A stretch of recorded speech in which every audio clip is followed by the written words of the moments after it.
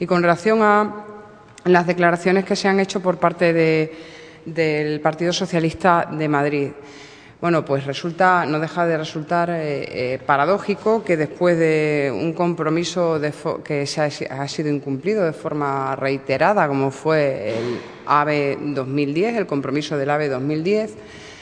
pues se haya considerado por el Partido Socialista extremeño y por el líder del Partido Socialista extremeño, el señor Guillermo Fernández Vara, como un hecho de escasa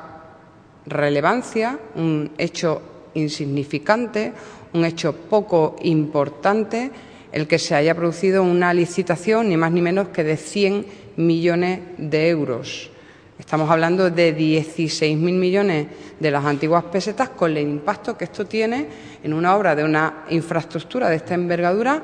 y la repercusión que esto provoca en el empleo. Y ha tenido que venir el Partido Socialista de Madrid a enmendar al Partido Socialista de Extremadura en el reconocimiento de la labor del presidente del Gobierno de Extremadura, José Antonio Monago, en sus reivindicaciones, en su lucha por inversiones, en su lucha por el crecimiento de nuestra región.